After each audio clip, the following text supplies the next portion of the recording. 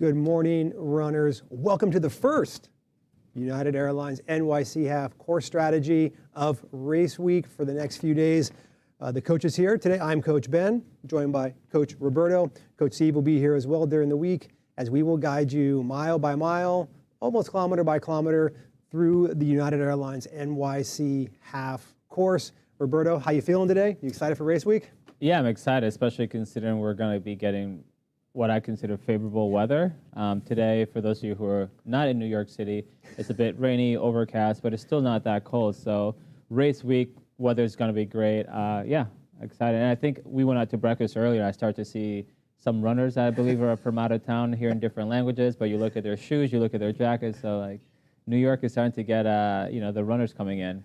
Definitely, and we are back. This is the race first race we lost in 2020. It's been a couple years, but we are back. We're excited to be in Prospect Park as we go across 13 miles through Brooklyn, Manhattan, through Times Square into Central Park. But we're going to guide you through the steps along the way.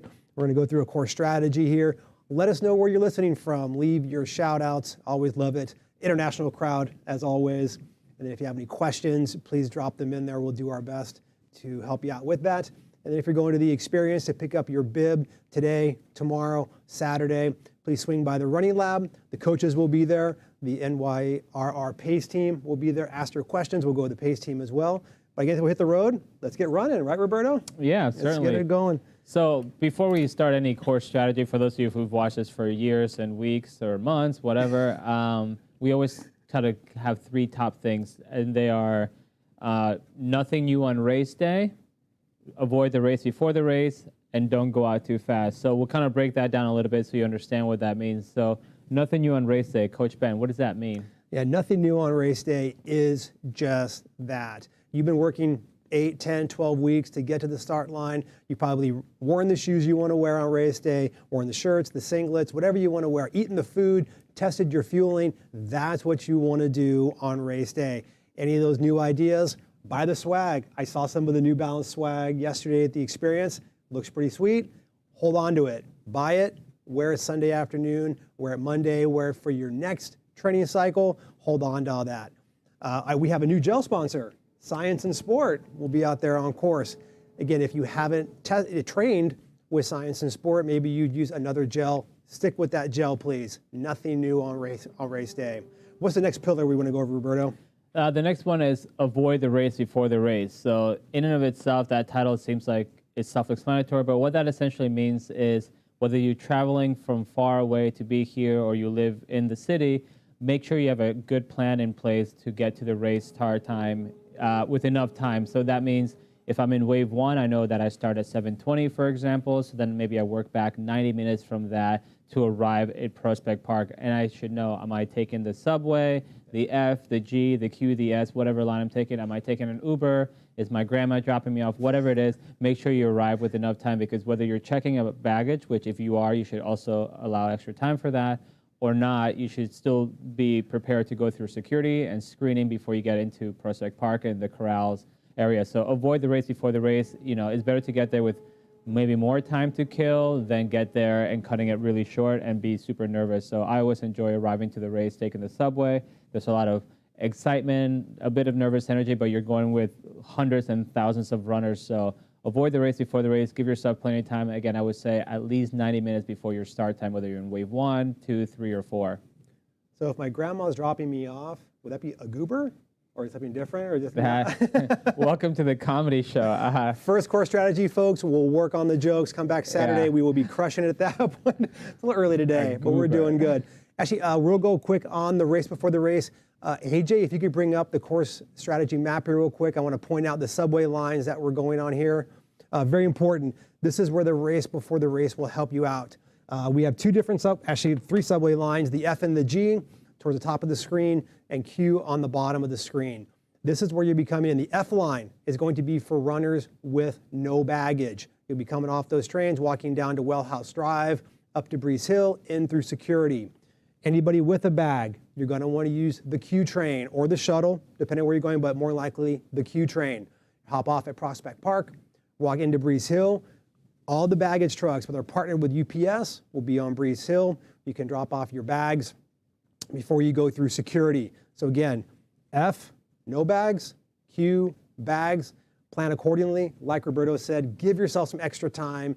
If you're new to the city and not really sure about the subway, the timing, ask if you're at a hotel, talk to the concierge, the front desk, download the MTA app, very helpful. There could be some construction, delays, reroutes. Make all of that, get all your plans in race before you do that. Last but not least, Roberto, don't go out too fast.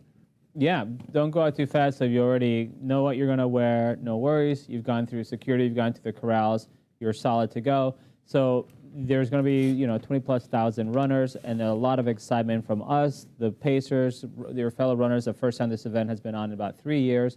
So, most of us have been training for weeks and months for this race, but we've probably been training by ourselves or in smaller groups. So once you get to the corral, there's often a lot of nervous energy. There's runners around you and you think, okay, I need to get out fast so I don't get trapped with the masses. But try to resist that, because you can't win the race in that first mile, but you can certainly lose it, or at least hamper your overall race goal, your race time. So use the first couple miles just to kind of ease into it, especially if you don't feel like you've gotten a good warm-up, because a lot of the times you're going to see runners going out ahead of you and you'll see them later on. So there's really only two reasons runners should be going out faster than you.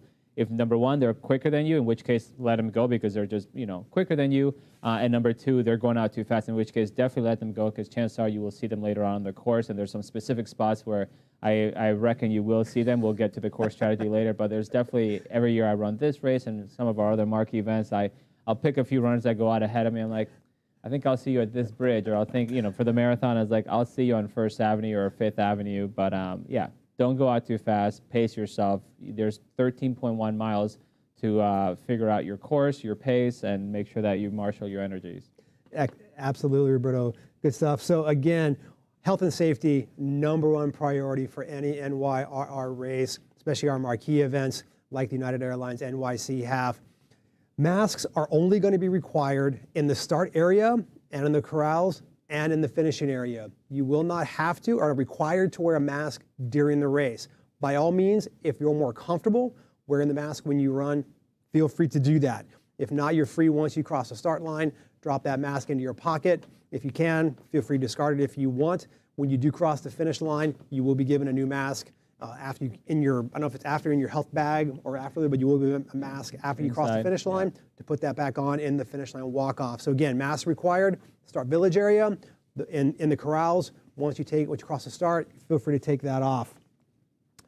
Again, the start is in Prospect Park. This guy, he's looking good. He's feeling good. Everyone should feel like him at the beginning of the race. Yeah, and one thing I'll point out, this gentleman there is wearing, I think like a beanie or something on his head and a long sleeve. Obviously, he's got his bib pinned there, but like when you get to the race, it's gonna be pretty chilly in the morning, especially relative to what the daily high is. So bring extra layers, things that you don't mind discarding and maybe never seen again. We'll have donation bins, but also make sure that you pin your bib to the innermost layer, meaning the layer of your race kit that you're definitely not going to take off. So for example, for this gentleman, maybe on top of that he had a long sleeve before or even a light windbreaker, but in doing so, you make sure that you have layers, because it's always easier to take things off and get warmer as you get warmer during the race, or maybe once the race starts, then wish you had it and be cold. So definitely come to the start line prepared with some old clothing, things that you don't mind discarding. And then for the race, I would say, given the weather and the way it's trending, unless you're coming from a really, really warm environment, you should be good to go with 1 or 2 layers and obviously be able to shed those off. Yeah, so there we go. The horn has gone off. We are starting the race. Excitement. 6,000 plus people per wave, 4 waves. Going to be a lot of people in front of you. Don't go out too fast. Like Roberto said, your first 5K, we'll go over more detail here, is going to be right there. Probably going to be your most elevation up and down. As the race, you'll see more beyond there. You'll see the bridge coming up. This is an area, talked about not going down too fast. Just settle in. It's going to be crowded. Don't try to bob and weave. We only get credit for 13.1 miles, right? That's it. It's not a 14-mile half marathon? For some people, it might be. Maybe, again, you only get 13.1 miles runners, so no reason to add more than you have to or need to. Settle in, relax. You may be off pace a little bit in that first 5K. It's okay. You're going to be fine. You're going to make it up. Because again, as we roll through, you're going to be coming through, man, You tell us the first course strategy? We got problems, I know. DJ Ben on the on the iPad. How do you get through that? Mile 3. You finished your first Grand Army Plaza, Roberto. Yeah, there'll be 2 Grand Army Plazas. This one in in Brooklyn and the other one in Central Park.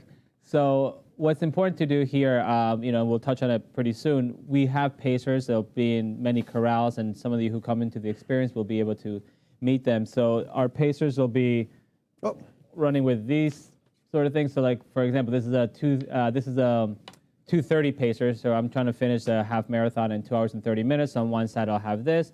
On the other side, I'll have the per mile pace, so 11:26 per mile. So they'll be in various corrals. So when they're running, especially in those early miles, as Coach Ben pointed out, where there's a lot of undulation, they're going to be running more on effort versus pace. So what that means is that as a pacer, I'm trying to run 11:26 per mile.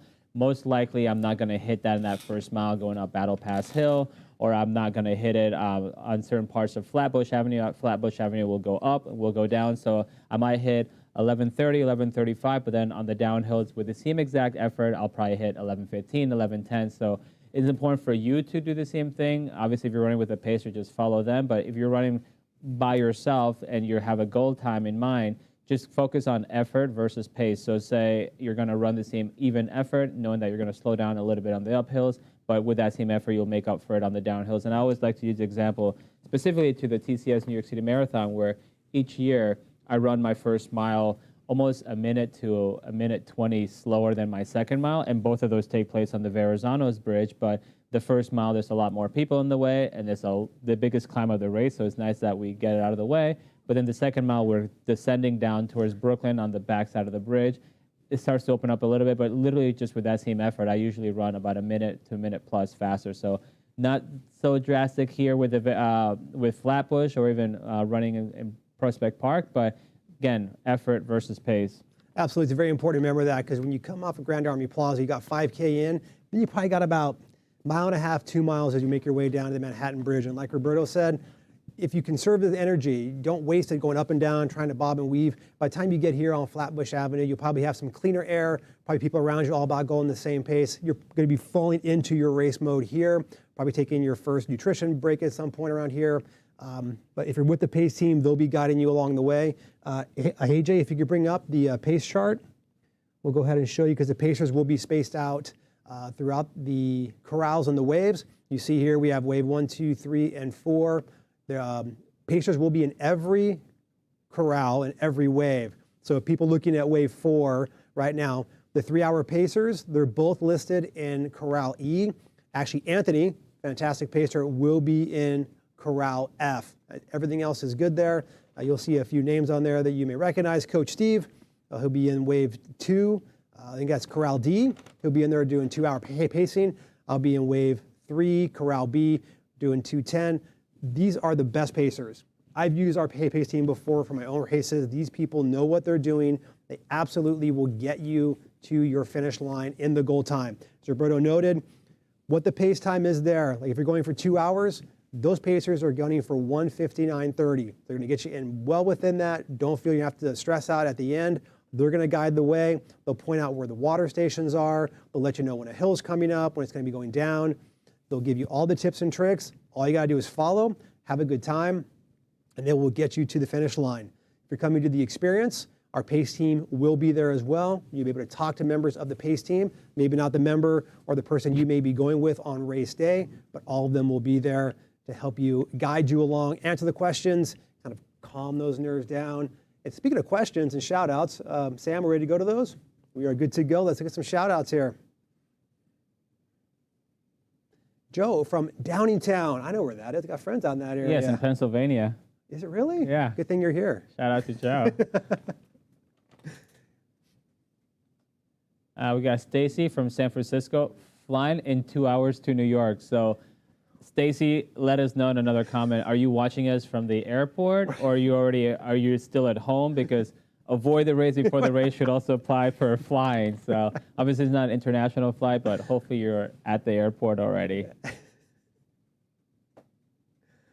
Malik from Laurel, Maryland. I believe he was listening earlier this week. Thank you so much for coming back. You obviously enjoy our comedic antics that we have here. Thank you.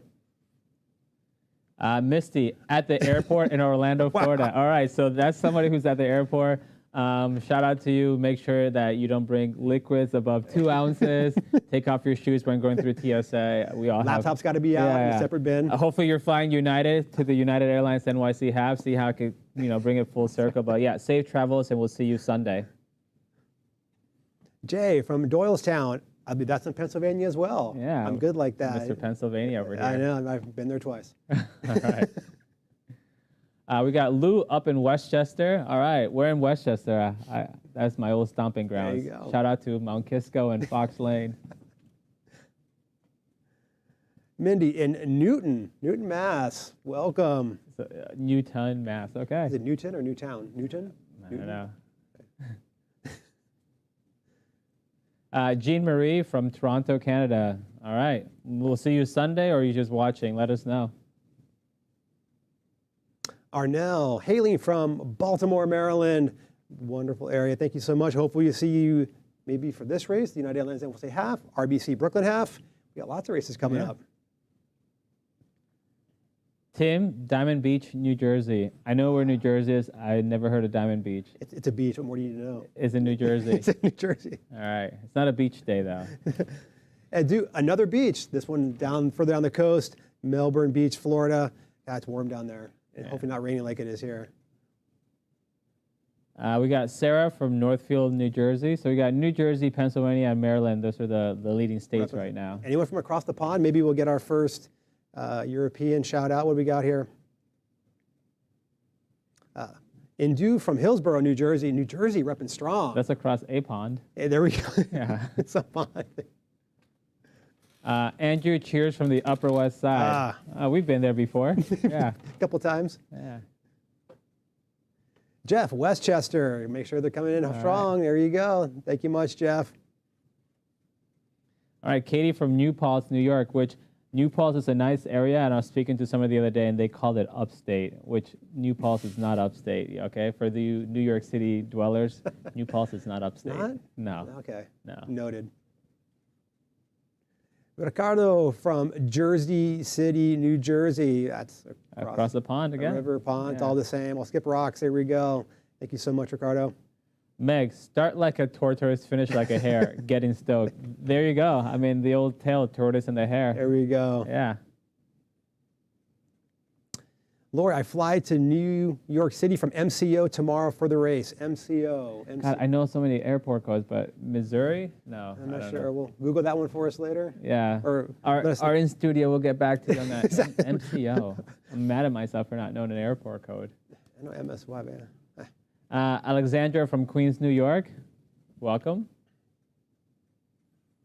Tim, NYRR, SNL. I don't know about that. Give us some time. If you've seen our past course strategies, this could go off the rails quickly. Yeah. We'll lose character in about 5 minutes. We are funny. Thank you. Thank you. Weekend update coming at you. I guess I'll take it. Maria from Queens. MCO is Orlando. Another okay. There we go. Definitely did not know that. Thank you. We have Tracy from Carmel, New York. That's also in Westchester. That's an upstate? No. Okay. Everything north of, 110 is upstate to you people? You people? I have no idea. I'm from California. Yeah. What do I know? Brian from Shelton, Connecticut. Our first Connecticut shout out. All right. There we go. All right. I'll read the first question because I know you know this answer. Nice big font too. Andy, what is the approximate percentage incline of the early hills and at mile 5? Yeah, the early hills, Battle Pass, Prosbar, that hill is going to be around 2.4, 2.5% for about 1K. Not horrible. Around 2.4, 2.5. There's not a lot of room for air. It's not. It's, you never know. It flattens off. 2.45%. Whatever it takes. Yeah. The key is on that one. It's in the first mile of the race, just like the Verrazano for the TCS New York City Marathon. You probably won't feel it. You're going to be settling in. It's going to be very crowded. Just follow the person in front of you. Before you know it, you'll be exiting Prospect Park and then going down and back up Flatbush. Mile 5, that is the Manhattan Bridge. You're looking at about 1.7, 1.8% for a half mile. Not a steep incline, not for very long. The key, though, is you're exposed. There's any wind, you're going to feel it. And the wind, from what I've noticed on race day, will be kind of not in favorable at that moment. So just find someone tall. Hopefully you're not too tall. Tuck in behind them. If you're tall, as we joked earlier, find someone taller. But yeah, just settle in, and you'll be fine getting over the bridge. They're not horrible inclines. You'll get them out of the way in the first 5 miles, and then the FDR just nice and flat. Well, as Ben True, one of our elite athletes, said on Monday when we did a course strategy, he said, and he's a relatively tall guy for a distance runner, is you just lean forward a little bit more. So anytime you're going up a hill, especially in a hill at a bridge like this where there's a crosswind, just lean into it. But again, focus really on your effort, because battling the wind is one thing that always sucks, regardless of how tall you are, how fast you are. It's just the wind is undefeated. I get the small font. Yeah, go for it. Go for it. Because I got good vision on this one. Hey, Melissa, thank you so much. What do you recommend if you're in a different corral from a pacer you'd like to follow? Okay, rule of thumb with the corrals, you can always drop back. You cannot advance forward. So if the pacer you're looking for is in a corral behind you, even a wave behind you, feel free to drop back and get in there. If the pacer is just a corral in front of where you want to be, the pacers will put themselves in the middle of the corral. You'll see them, we showed earlier, we have the stick. You'll see this stuff here. We'll have a loop or a hooped striped singlet on. If they're in the corral in front of you, just try to get to the front of your own corral. That way you're not that far away from them. If you have them within eyesight of where you are, you'll be fine. Don't sprint out trying to catch them in the first mile. You'll be fine. They'll be cruising out easy. But again, if it's behind you, always feel free to drop back. Amanda, what is the time limit for the race? So I think that's asking as far as when the race closes. So it's 3:15. Yeah, so that's 13:50 per mile pace, thereabouts. Anybody at home could check my math, but that also is for you to know that that time limit starts once the last runner crosses the finish line. So even if you're in corral 4, which is wave 4, which is the last wave, if you start at the front of that and I start at the back, there might still be, let's say, 5 or even 10 minutes between you and me. So that means that you would actually get that buffer of this 10 minutes plus the 3:15 versus me. So that essentially starts at as soon as the last runner of the race starts the finish line, the start line. Yeah, and I was actually at the start line on Tuesday, and I was talking to the events team. Last wave goes off about 8:40. Most runners should clear around 9. They'll probably keep the start line open until 9:15, maybe 9:20. That's, as Roberto noted, that's when that time limit starts. And even if you're going through the race, let's say, because again, we have to get the roads back open, the bridge has to be back open, the FDR has got to be back open, Times Square. If you get to that point and they have to reopen the roads at that point, they'll just move you off to the sidewalk. The finish line will be open. Yep. You'll be able to finish your race. Central Park. Yeah, we'll be waiting for you there. So don't worry, Amanda. You're going to have a great race out there. Yeah, best of luck. Gabs, for post-race refueling, any restaurants you recommend for out-of-towners? I mean, I am so Subway? not a foodie. Yeah, I'm not sponsored by Subway, but good Lord, I used to go there so much that I would walk in and they'd start making my sandwich. But I'll leave it up to Ben. Ben is our resident master baker, master cheffer. Is that even a word, master cheffer? Master chef? Master cheffer. He bakes his own bread, so maybe have people come to your place, or what do you recommend? Yeah, make sure you change my lower third from coach to master cheffer for the next course strategy, please. Thanks. Master Chef is a show, right? Master Chef. But not Master Cheffer. Master Chef. All That's right. a wholly different thing, Yeah. folks. I think I'll change my Instagram handle to be Master Cheffer. Yeah. It hasn't been used yet. I'm thinking of Splinter from the Turtles, master, but anyway. Yeah, again, food. I mean, there's so many great places. I recommend you ask if you're staying in a hotel, ask someone around the area there, because I can ring off 3 or 4 different places, depending on how far you want to go. There's places around Columbus Circle. You have PJ Clark's, you have the Smith. There's Bread's Bakery if you want something quick on the go. A friend of mine is the chef at Veranda down in Soho. Sorry, not supposed to give a shout out, but I got to give a shout out to Veranda. Yeah. I mean, please do Veranda. If you're down in Soho, please go down there. It's a fantastic restaurant. Check it out. Yeah, anyone. But if you're staying in a hotel, ask your hotel concierge or front desk. They'll have lots of options. I will recommend you make a reservation. The city has been picking up the pace, race and non-race, but as Roberto noted earlier, a lot of runners are in town for the race. So make sure if you have contact before, just make your reservation, because the last thing you want to do is be standing around for any more time than you need to. And it's brunch. Yeah, enjoy. New York has anything and everything that you'd want to eat. Victoria, my goal is to finish between 2:05 and 2:10. Which pacers would you suggest I start the race with? That's What's mine on that? not only are you going to take that, but I believe that's your range. The great thing, Victoria, is that the 205 is in the front of wave 3, and then the 210 are in the two corrals behind that. I would say start with the 210, see how you feel. That way you're conserving your energy. If you start with 205, you may struggle towards the end. That way, if you start with 210, you get to mile 9, mile 10 as we come off the FDR. If you have energy because you've been pacing yourself well, you've kept your effort very in control, you'll be able to just blast that last 5K through Times Square because the energy through Times Square is going to be pushing you along anyway. But I lean more to the conservative side. Start easier and then be stronger at the finish. Maybe Roberto got a different tack on that. You're like to blow the doors off and hold on? No, that is a terrible advice. We literally said don't go out too fast. Oh, sorry, I forgot that part. Yeah, no, I mean, Coach Ben, per usual, is spot on. Sure. But yeah, no, just spot on. Just follow Ben's advice, conserve energy. Lou, is there an aid station on the FDR? On the FDR, no. There's no aid stations on the FDR around the 10K. So I think it's around 6.4 to 6.7. Don't know the exact location. Yeah, in Chinatown. Yeah, you'll be as you come off the Manhattan Bridge, you'll kind of make a U-turn to head back down towards the FDR. That's where our fueling zone will be. That's where Science and Sport, where the gel packs will be.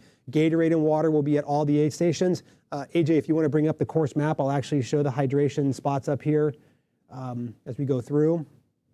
Hopefully you can see that, runners. They're kind of small, unfortunately. I'll kind of see if I can increase this one size here. There we go. So the question here is, here's the FDR. It's around mile 7, and you see the aid station just south and east of that, and then the one up on the other side. The area where you don't see it, that's where the FDR is. So there'll be an aid station prior to that, and then as you exit as well. So you'll be able to get some fueling stations when you're there. But yeah, great question, Lou. All right, next question. Jim, are any parts of the race somewhat protected from the wind? Yeah, there's actually several parts. Prospect Park a little bit, but really Times Square all along 7th Avenue. That tends to be protected from the wind. Obviously, if it's a headwind coming going north to south, then it'll be a headwind. But if that's the case, then you would be protected when you're on 42nd Street, which we'll get to soon when you come off the FDR. But there are places where, not exactly your question, where you are probably going to be more exposed to the wind, and that's on the Manhattan Bridge, which is covered, and on the FDR, which will be coming up. But because after that, the race takes place on 42nd Street and 7th Avenue, and a little bit on Central Park South before you enter the park, there are areas where the wind, the buildings will protect you from the wind. But you know, without knowing right now if it's a crosswind, north to south, you could get it at some point. But the forecast doesn't show high winds, so that's also the good thing, that if you get it at some point, it might also end up being a tailwind. Hunter, I've done all my training ones with handheld hydration. Can you talk about how to adapt to the water stations for the race? Yeah, again, you can also take your handheld. If you're comfortable with that, Hunter, it's fine. If you're traveling, maybe on the plane, if you're flying in, maybe it's a bit more difficult if you don't want to carry your stuff with you, but you can carry your handheld. If you want to convert that and have less weight, obviously shedding those extra pounds when you're running is always a good idea. For the water stations, obviously when you're running with your handheld, when you're training, you're more on demand. If you've been trying to train to drink at like mile 1, mile 2 every mile, you may have to pace out a little bit longer because we do have less hydration stations than in the past. In the years past, we've had about 9. This year, we have about 7. So early in the race, they'll be a bit more spaced out. The first one will be around Grand Army Plaza. Actually, AJ, if you want to bring up that course map again, we can kind of look at where those are. But as you go through, you'll see them. I'll kind of try to enlarge it. Like you'll see the ones coming up through here, the little dots through there. That's where your hydration stations will be. Hydration will be on one side of the course or the other. They will not be on both sides of the course. So just keep your eyes open. There will be signage as they come up. Gatorade will be first. Water will be second. These will be long water stations. So Hunter, as you come through, even if you see that first volunteer and you want to grab that first Gatorade or that first water, try to work your way around to get around some runners, because you never know what the first person, they may be walking through a aid station as opposed to running. So find people around you, and when you see the person you want to get water from, make eye contact, point to them. That way they'll get the water out for you a bit more. You can grab the water, drink it, and then keep on going. If you do plan to get it and then walk, just make sure that there'll be a lot of people around you, but put your hand up if you're going to stop as a signal to other runners that you will be stopping, running to drink your water and walk through. That way no one will bump into you. But there's plenty of water out there. We'll point it out. Just make eye contact with the volunteers as you come through, grab that water, drink what you need, toss it to the side, off you go. All right, we have about 3 more questions, and we'll get back to the course strategy. So the next question. Julie, is there a graphic somewhere showing what corrals the Pacers are in? AJ, you wanna pop that up again? Yes, there is. And 3, 2, 1. Go. So one thing I would say, like if you're at home, like Julie right now watching this, feel free to take a screenshot. But also, if you download the United Airlines NYC Half app, you'll also have that information there, as well as when you come to the experience to pick up your bib, which we all have to do at some point. There'll be a bigger placard there, 6, 7 feet tall. And again, as Coach Ben said, you have an opportunity to also potentially meet your specific pacer, if not the Pacers, and ask them any questions. So good luck to you, Julie. Yep. Leave that for a second longer. Anybody else want to get that screenshot? You got 3 seconds. Yeah. 2 and 1. Next question. Right. Gina, how is the crowd? Is it comparable to the marathon crowd? It's half. It's half the crowd. It's half the race. It's half the crowd. Yeah, this is going to be a fantastic. I mean, the weather looks good. That's always the benefit. The marathon is the marathon. I think it's hard to kind of beat the excitement. People really come out for it.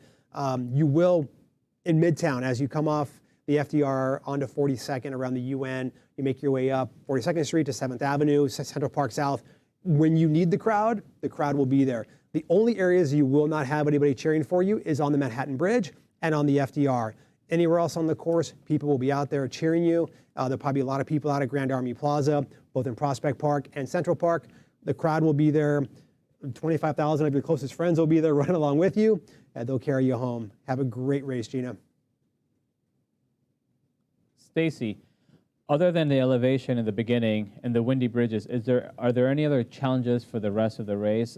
I would say not really. I mean, that's the beauty about running. It becomes as challenging as you make it. So if you pace yourself well, if you train well, and you kind of execute your racing plan well, then the only challenge would be maybe the last 2 miles or so where you're really starting to turn it over and running for home. Because again, as Ben True mentioned on Monday, you ideally want to have it feel like a 10-mile long run or hard run with a 5K race. So the longer you could go without feeling like you're racing, the better off you're going to be. If you've gone out too fast and you're redlining somewhere around Manhattan Bridge 4 or 5 miles in, you might feel like, oh boy, I'm in it, and then you still have 8 or 9 miles to go. But I would say the early miles, definitely because of adrenaline, you might try to go out fast, and there's also the most climbing there.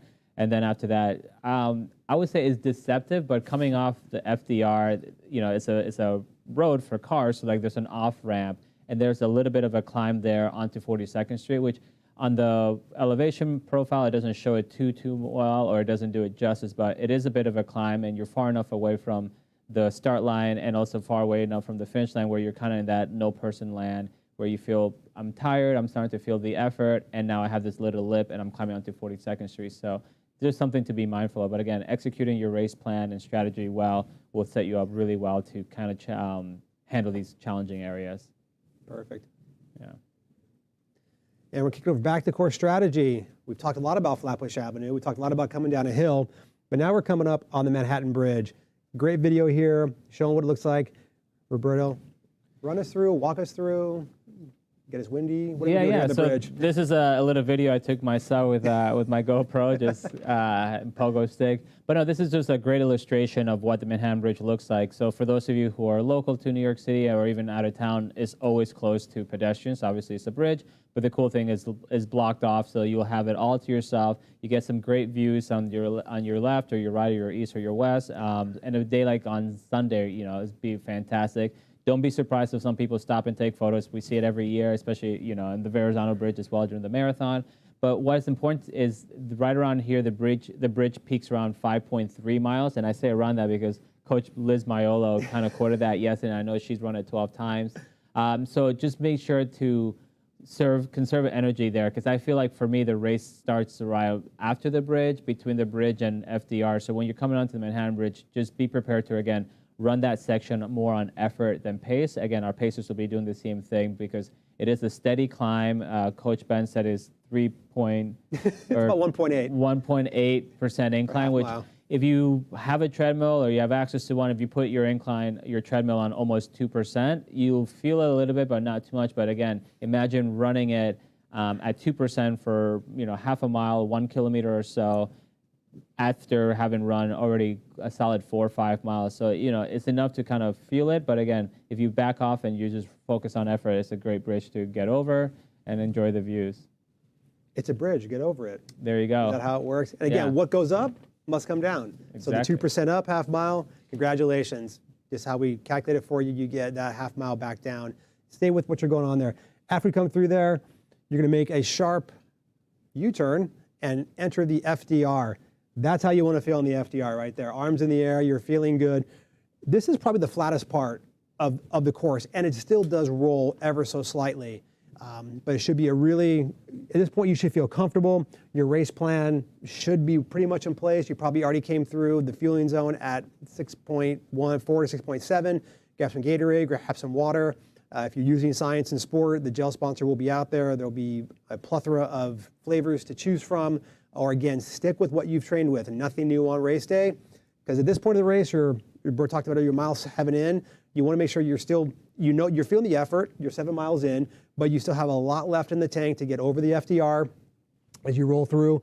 Because you have more work to come up here, and that's determination for you. I mean, if we could all look and run like that, we'd be winning the race. This is Jeff Koskei who won the race the last time we held it, but it's just fantastic runner. But the idea is to use the FDR as your halfway point, as your gauge. So if you have a goal time in mind, mathematically speaking, where you should be at the halfway point, but it's okay to be a little bit behind that because you probably have been conserving and you've gotten the major climbs out of the way, and you could always pick it up a little bit more if you've gone out too slow or conservatively. But if you get to the halfway point and you're feeling like you're redlining, this is not how you want to feel. So I'll say it now, that way we all get out of the way and we're not going to be redlining. So coming off the FDR, I said there's a little bit of a blip coming off the off-ramp, and then we make a left-hand turn onto 42nd Street, which is world famous. You'll pass the United Nations building, which you could say hi, Grand Central Station, Chrysler Building. There's a lot of iconic New York City sites and locations there. So if you're a tourist, definitely take in. If you're a New Yorker, it's probably old hat for you. But what's really cool is that you can kind of see it on the infographic there on the screen.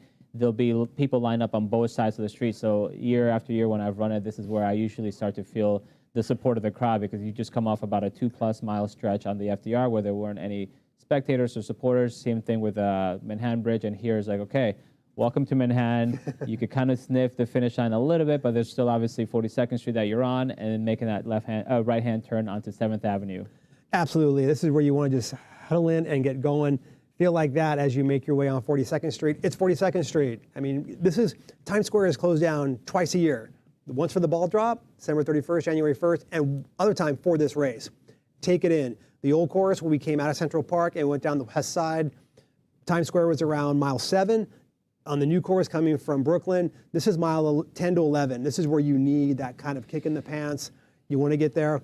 But as Roberto alluded to, while the race is on, you still don't want to be crushing it yet. This is not the finish line kick. You still have ways to go. Because again, once you come up 42nd Street by Pershing Square, Grand Central, you'll make a right-hand turn onto 42nd Street. But we're going to hold that back. 7th Avenue? We can't make a 42nd Street to 42nd Street. Again, it is the first course strategy of the day, so working around. Yeah. Sam, do we have questions and shout-outs, or we will kick it over to some more questions? We'll save Times Square, so we'll kind of prep that for later. Kick it back over, some more questions. Go for it. I will do my best to pronounce his first name. I apologize. Is it Noaiho? I apologize if I got that wrong. Please correct me if it's. Will there be a lot of vendors at the Expo? Yes, well, obviously when you go upstairs, it's a 2 stories for the experience. You'll get your bib, then you'll cycle over into where the New Balance, so get that finisher swag. Got a lot of good stuff. I walked through there yesterday, talked to some of our tracksters. New Balance has got all kinds of good gear. Make sure you grab it, get it going, because you're going to look good after you crush your race. After you come down some stairs, there'll be Fleet Feet and Jackrabbit will be there, so any last-minute things that you may need, they'll be able to service your needs, whether it be for hydration or fueling or anything like that. Our sponsor, Flow Water, will be down there as well. You can kick out and see flow water. TCS will be down there as well, and then you'll make your way across. Again, the Experience Expo is a little bit smaller. For those of you who have done the TCS in New York City Expo presented by New Balance, a little bit smaller scale for the experience, but New Balance will be there, Fleet Feet, so come check it all out. Eli, what's the best way to approach the race with hills at both beginning and end of the course and possible wind issues? Great question. We somewhat covered it in, but if you just come in, I would say the very first part of the race with the undulating hills in the first 3 miles or 5 kilometers, you're kind of just using that to loosen up, find your feet per se, and just really running on effort. And that means any of the uphills you're running on effort, and then keeping that same effort on the downhills, you will be running quicker.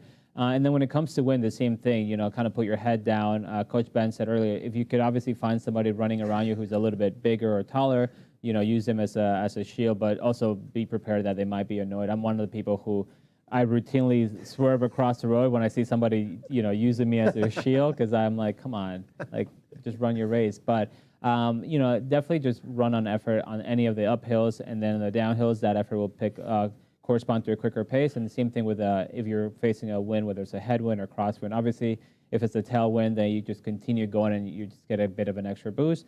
And as far as towards the end of the race, the race, which we'll touch upon, does finish on a bit of an incline in the last 0.2 or so of the course. But at that point, there really isn't any strategy. You're just unleashing your kick, spreading the energy out gradually, but also you've been picking it up. So I would just say make sure that you're really conservatively in the first 5 miles or so, get through Manhattan Bridge feeling good, because that's a bit of a climb that will sting your legs. And then once you get through the FDR, you'll have a better idea of how you're feeling, especially if you pace yourself well. Good luck out there. Have a good race. Hunter, can you wear a hydration vest during the race? Unfortunately, no. Anything over the shoulder is not allowed. Handheld, waist belt is fully allowed. Nothing over the shoulder. I know we've had some GoPro questions, and we got this confirmed. GoPros, as long as it's attached to your body or the hat, that's fine. No selfie sticks or any protruding devices. But for hydration, nothing over the shoulder, unfortunately. Kerry, what brand of gels will be on the course? Good question. Science and Sports will be on the course. They'll also be at the experience. So if you are familiar with them, obviously, by all means. And if you're not, I would say grab some and then use them for your next few days as as you begin training or when you commence training again. I know I'm a big fan, so I might just be running the race with a shopping bag and just coming across the aid station grabbing a whole bunch. So if you're running around me, you better be running in front of me, because the people behind me, they might not have any left. I'm just going to come with the old shopping cart. Well, thanks, Roberto. Now, everyone who's going to be with 210, make sure you bring your own. Yeah, I don't know what pace I'm running yet, but just steer clear of me or stay ahead of me.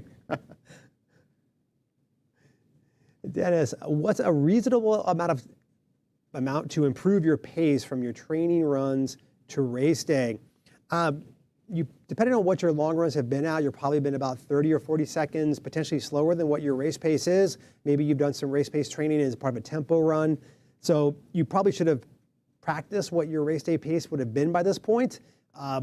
If not, whatever you've been doing for your long runs would be a good gauge to start with. Again, not sure how far you've gotten. Maybe let us know how far you've gotten on your long runs, how those have felt. If you're tapped out after 10 miles, or if you've gone a full 13, how that felt. If you still had some left in the tank at an approximate pace, maybe we can give you a better idea, because that's a kind of a variable question. We talk a lot about effort. The weather this Sunday looks fantastic. So again, I think it's a chance for people who are feeling good or well-trained can probably go for it. Get it out there. It'll be overcast most of the day. The wind will be out there, but it'll be favorable to a point where it'll keep us cool. So if you're feeling good, give it a go. But maybe give us some more information when we come back to questions a bit later, see if we can get a bit more info for you. Jeff, how does the incline on 42nd Street compare to the Manhattan Bridge incline? I would say it's shorter. So the incline on 42nd Street is shorter, and I think Ben will try to bring it up a little bit. So Manhattan Bridge is steeper. It takes you to the highest point of the course, which I believe is about 150 feet or so above sea level. And I mean, you're literally on a bridge, so you're above water. There you go. Yeah, and then so as you can see there, it's a little bit shorter and it'll feel steeper, but that's also because you'll be coming off the FDR, so you'll have been running relatively flat for a while, and then suddenly you just have this lip. So if you've ever pictured the on-ramp or off-ramp of a major motorway is somewhat similar to that. So again, you'll be over it before you know it, but it's still, as you can see, beyond that, it's still a bit of a gradual climb all the way towards 7th Avenue. So again, the map is clearly not to scale. So when you stretch it out, it stretches it out. So it's just a gradual incline. So Manhattan Bridge, you will feel more because it's early on and it's steeper and it's higher. But these are just kind of little rollers that you just have to be mindful of, because the further you go into a race, the more fatigued you are. A quick example I like to use is 5th Avenue during the TCS New York City Marathon. Myself and Coach Ben and many other people, we've run that part of the course in training countless of times, and it's never anything of a big deal. But when you get to that part of the course after running 22 or 23 miles, it might as well be Mount Kilimanjaro, because you just have so many miles in your legs. You're so fatigued that any sort of incline is going to take a bit of sting out of your legs. So this is going to be somewhat similar, but obviously a lot earlier on because it's a half marathon. Any reason for Mount Kilimanjaro over all the mountains you chose? Mount Kilimanjaro? Did you prefer that one? It just came to mind. It's a good one. It's not Everest. It's not Everest. Biggest, it's not McKinley or Whitney. Yeah. I like that. Matterhorn, for instance. Yeah. Hey, there we go. You know Pennsylvania, you know mountains. There we go. Here we go, folks. Are there mountains in Pennsylvania? Oh, come back. Yeah, Poconos. At least there we go. Well, the XO will be allowing only one runner into the Expo. It's one runner. Yeah, it's you and your plus one. Yeah, non-runner. Yeah, it's you and your plus one. You will have to show proof of vaccination when you get in there. But yeah, we want to keep the crowds down. Again, the pandemic is still going on. We still want to have health and safety. Hopefully in the months to come, things will continue to be good and positive side, but we're still kind of making sure that everyone gets through there safely. So it'd be you and your plus one. Come pick up your bib and get that swag. All right, one more question and we'll get back to the course or the shout outs. Shouts in the course. Oh, this is Carrie. If I've been training with Goo, is it recommended to switch to SIS on race day? So as we said it before, nothing new on race day. At the end of the day, we're super supportive of our sponsors and race amenities, but the point of the race is for you to have the best race possible. We provide you with a fantastic course, competition, timing, etc. So use what works for you. People come from different parts of the country, the world. They've invested a lot of time and effort and money into this. So I genuinely could say that if you had science in sports and you never had it before, 9 out of 10, you probably won't have an issue. There's caffeinated and non-caffeinated, as with many major brands, but is the sort of thing like, do you want to roll the dice? I would say I personally like science in sport, so no issues there, but grab some at the Expo if you want to sample it there, and as your shakeout run, that's also good, but definitely use it after the race and just stick with what's worked for you. Got some shout outs coming up, then we'll get back to Times Square, because Times Square at the end of the race. Charles, East Harlem, thank you so much for listening. Nice and local. Newton from Brazil flying tonight to New York City. Wow. All right. Yeah, I've done the flight. It's not too bad. It's direct. Yeah. Especially if you're flying United. It's always helpful. Yeah.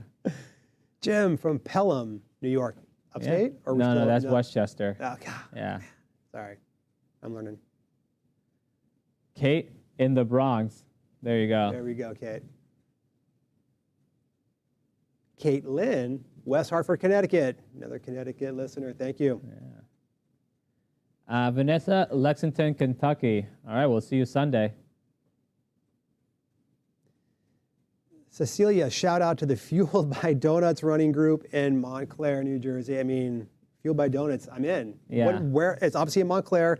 Let us know the time. Maybe we'll jump in because it's donuts. I like donuts. I like donuts. Yeah. We got Sam in Manhattan, excited to finish in my borough. All right, local. The Key, K. Okay. Okay. Just arrived in New York last night from Utah. Welcome. Sorry we don't have better weather today. Tomorrow looks fantastic. Saturday not so much. Sunday looks good. Although coming from Utah, you have the elevation advantage. So there you go. Yeah. You'll be able to crush this nice and Lung sea level capacity. course. We got Paul from Merritt Island, Florida. Camillo from Patchogue, New York. That's on Long Island, right? Probably. I'm learning, folks. I'm There learning. you go. We got Robin, North Wales, Pennsylvania. Can't wait. PA in the house. They're strong today. They might be leading the state. Got to keep tabs of that. Bar from Ashburn. I have friends who live down in Ashburn, but I know where that is. Yeah, Welcome, it's in Bar. Virginia. Definitely. You're good like that, aren't you? Yeah. I read well. We got Jennifer, beautiful day in Burlington, Vermont. I'm flying United to Newark on Saturday. Just give us your flight information, everything. We'll pick you up. Have the car waiting That's for you. awesome. I love Vermont. I love Burlington. They have a great coat factory as well. So yeah, love it. Kristen from Boston. Do they have good coat factories there in Boston, Roberta, or just in Burlington? No, they have a marathon. They have coming up. marathon. They have marathon Yeah. there. They have donuts in The Boston. name just escapes me right now. Exactly. But It'll come to us later. marathon in Boston. We got another one, another Vermonster. We got Heather. That's what they're called, Vermonsters. Yeah, the Green Mountain State. Tommy, flying in from Atlanta tomorrow. I think I know what airline that is. Hopefully it's United, but I got my thoughts. They have a major hub there. They yeah. do. They do. All right, last shout out before we get back to core strategy. And Monica. Belleville, New Jersey. So excited to run with all of you Sunday, and we're excited to run with her. Yeah. That's going to be a fun time. Hope your flight goes well from New Jersey to New York. Yeah. So be safe. Hope you're on United. MTA. or New Jersey Transit, whatever it Yeah. is. It's always a challenge. But we've talked about it. We're in Manhattan, going up through 42nd Street onto 7th Avenue, as I think Yeah, we're about to me go earlier. to Times Square. And we are in Times Square. You've done it. Look at that. I love this picture. There's so much going on here from Smiles. I like to point out the runner right here. Either she's calling somebody to make sure she has her brunch reservation in, or she's finding that playlist for that final kick that she has. You have your playlist all ready to go?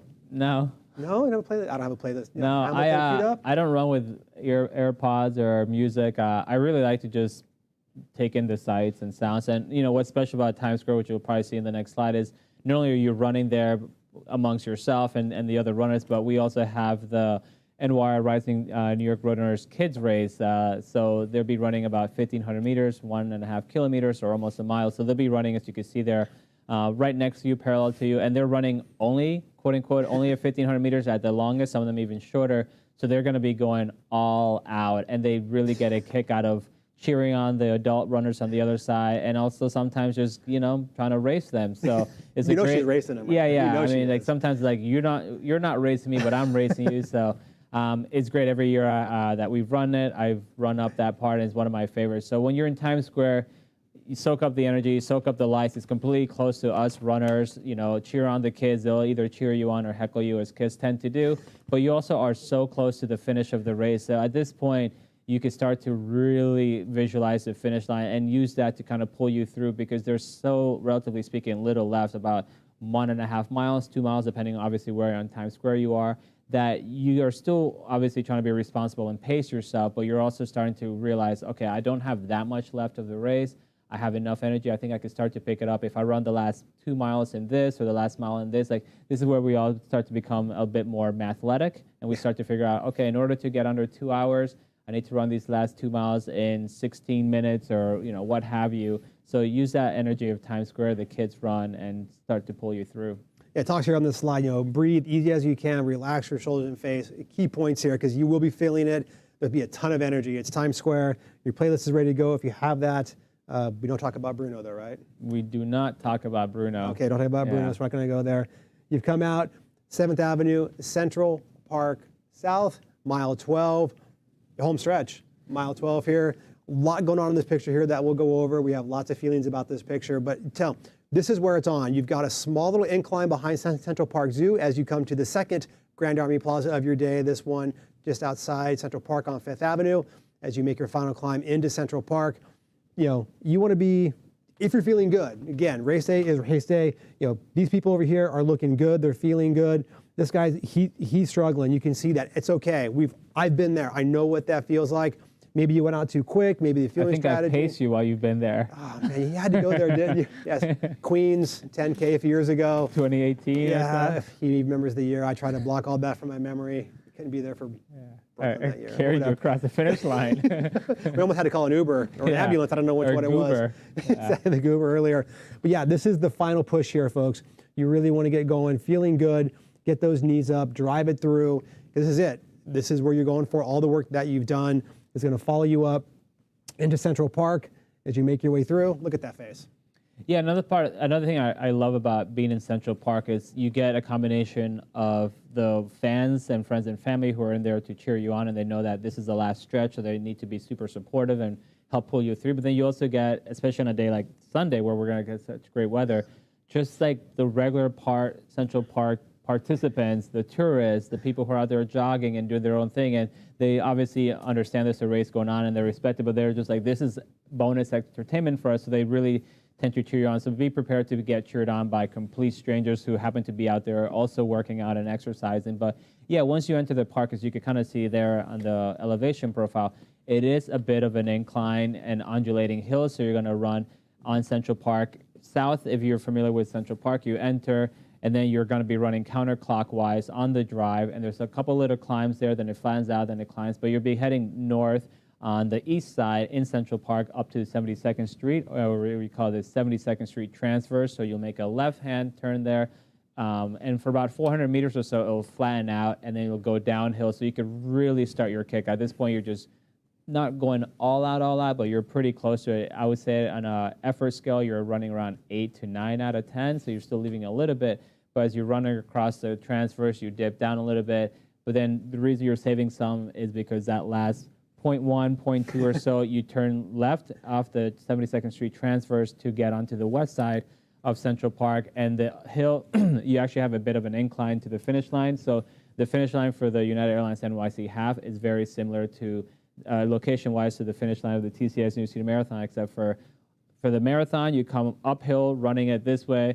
For the United Airlines, you come uphill running this way. So as I made the joke the other day, it's kind of like your grandfather back in the day, he had to go, to school both ways uphill, where if you run the marathon in November, then you run this in March, you're running both hills both ways to the finish. But again, you're kicking and you're going to come across, and this person here, they did it and they survived it. They're happy, they're smiling, and crossing that finish line. That's how we do. We add the extra hills. There's no extra charge for it, but that's how we show it's on the house. We show our love for you, our love for our runners. We don't want a flat finish. We want uphill finish. We want you feeling strong. Yeah, she's feeling great. She's coming across. And I love to point this out in this picture. She's doing the same thing. She's come across the finish line. What is she not doing? She's not looking down. A lot of us run with GPS devices, Garmin, Apple Watches, whatever. You want to stop the clock the minute you cross. Guess what? New this year, or not really, but we have fantastic timing devices. Our timing team does a great job. We spend $100,000. We got you covered, folks. We will get you from start, all the 5K markers throughout, all the way to the finish. We've got your time. You cross that finish line, you want to look like her. Look at that smile. Look how great she's feeling. She brunch is soon. She knows brunch is coming soon. She will stop her watch a few feet past the finish line. That's okay. We got your final time, your finisher time, we got it cleared. But get the smile. You want the race photo. You've worked hard. This first time in 3 years, we're back. Smile when you come across. Get those arms up. Pick a runner. They both crushing it. They're looking good. But keep your head up. We got your time. Stop it when you're through. Because once you cross that, now you're in the 14th mile.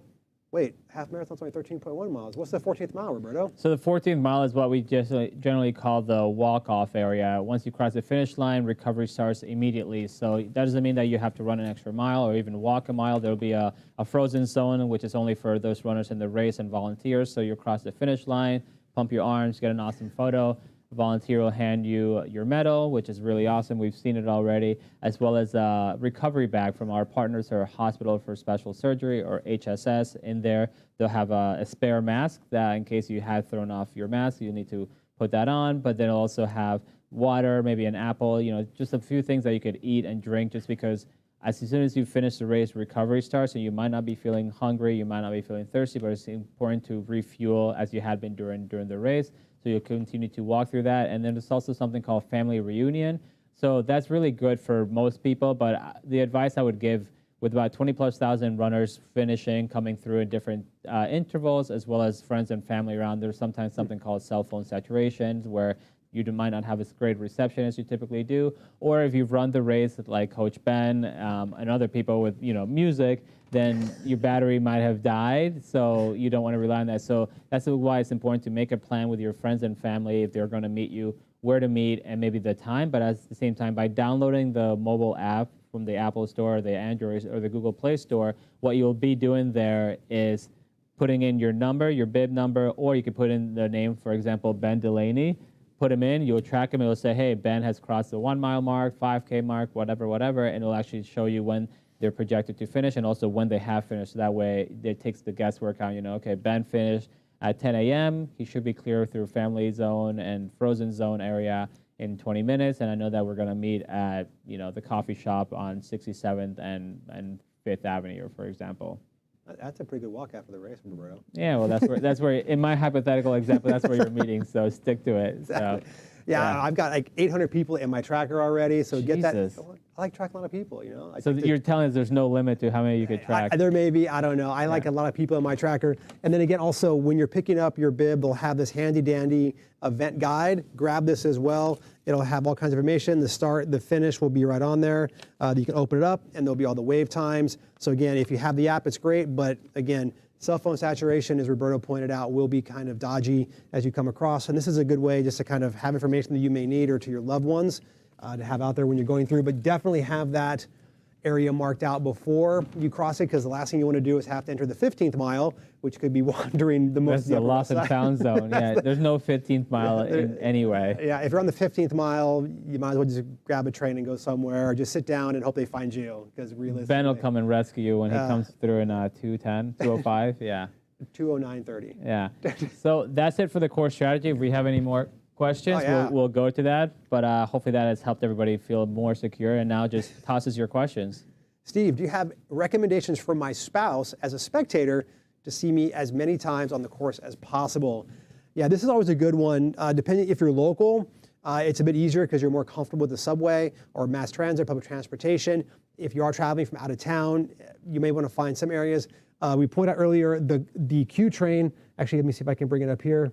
AJ, if you could bring the map up again, I'll see if I can show as much for the runners here.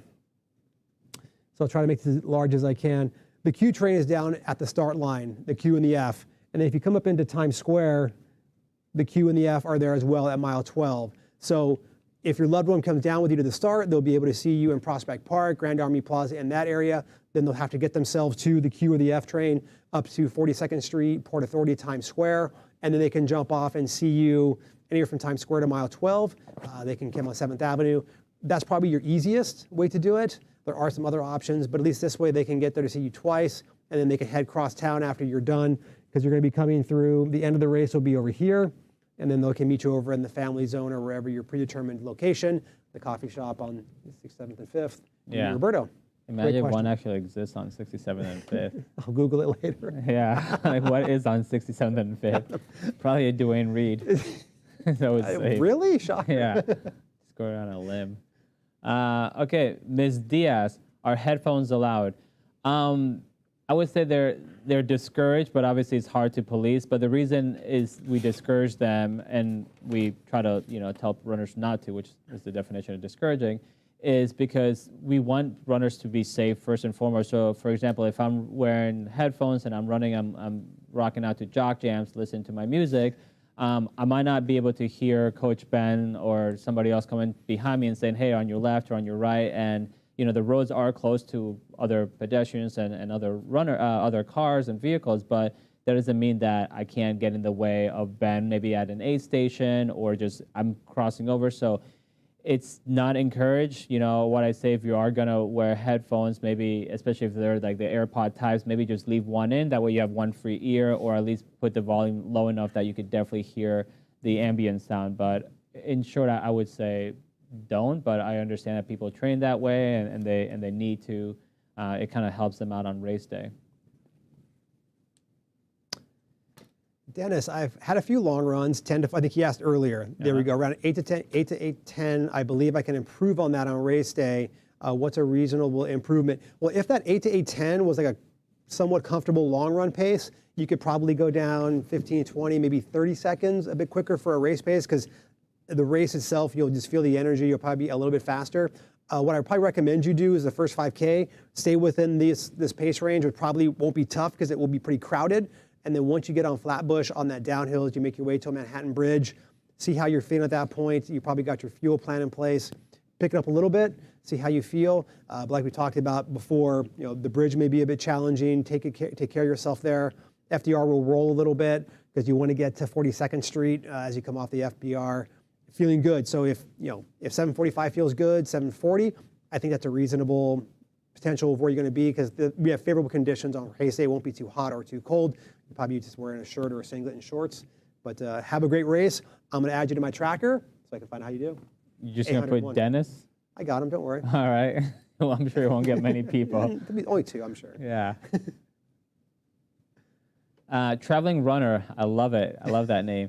Will there be pace bracelets at the Expo? Yes, there'll be pace bracelets at the Expo all the way from an hour 20 or 80 minutes all the way to 3 hours. Erica, what recovery services are provided after the race? I checked this earlier. Hospital for special surgery will have a recovery zone after you come through the finish line. So if you need to get in there, they'll be able to get in there, massage you out a little bit, help you out if you are having any cramping of any issues. They'll be able to take care of that. Medical tents will be there as well. But we're very excited to have our HSS recovery zone in the finish area at the race this year. So if you need it, they will be there to help you out. But again, you have a great race, and hopefully you can come through the finish line like that and like that. Go to brunch. Andrew, are there any landmarks to use as a designated meetup spot after the race? The coffee yeah, shop, I mean, there's heaps of them.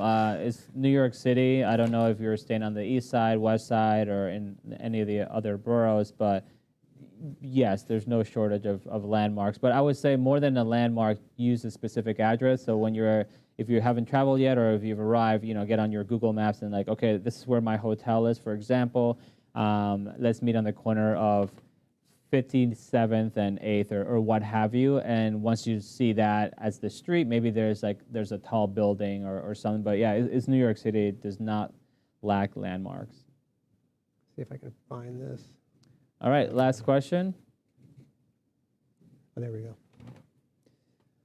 Key, see everyone wearing jackets at the end makes me worried about cold. What does New York 60s feel like? I think wearing jackets at the end, like in some of the photos we had. Yeah, I mean, again, the pictures we have here were from a few years ago. Yeah, yesteryear. So, again, if last Sunday was cold, it was quite brisk. I have my phone here. Let me just check, because I did this yesterday. I mean, a New York 60, it's actually going to be, if you're used to the temperature, it will feel good. Obviously, if you're coming from Florida, it may be a bit brisk than you're used to. What I would like to say is plan for 10 degrees warmer than what it may feel like. What'd you find out for us? It's going to be a high of 16 degrees Celsius, so that's mid 60s Fahrenheit. And what I would say that regardless, these photos are from previous years, and I know in 2019 or 2018 it was brutally cold, and in 2019 it was not too bad, and then obviously we haven't held it since. But what I would say is, when you finish the race, between the effort and adrenaline, you're not going to feel cold regardless. It's the same thing every November during the marathon, and it's November, so it's crisper weather. But when you finish the race, you won't feel cold. Just make sure that you either, if you check your bag or if you're meeting a loved one, you have an extra change of clothes, because you're going to be sweaty, a little bit wet, and you won't feel it right away, but eventually you will. So that's where you could actually feel cold. And then as far as jackets, windbreakers, things like that, that's something you could put on afterwards, again, just to get out of your running clothing and stay dry. But New York City is pretty fair, or New York City 60, I would say, because, between all the high, tall buildings, there's something like convection heating, so it's not like you're right out in the open. So it will feel warmer maybe than it does, and also the fact that you finish your race. So good luck. I wouldn't worry too much. Just make sure you have some plan to change clothing after the race, especially if you're going to be hanging around a bit. Definitely. All right. You have any more questions to go, that's it? Put a fork in it. We're done for the first. Thank you so much for joining us, Roberto. Ben? 7th and 5th, that's the coffee shop. 67th and 5th. There we go. We'll go figure that one out. Thank you so much for joining us today on the First Course Strategy. As you come by the experience, feel free to swing by the Running Lab. Coach Roberto, myself, Coach Steve, our pace team, coaches from New York Roadrunners will be there, help you give you some more tips and tricks on the course. We have pace bands. Our pace teams will be there. Get some rest, get your fuel plan and your race day strategy in place, and we'll see you on Sunday. Take care.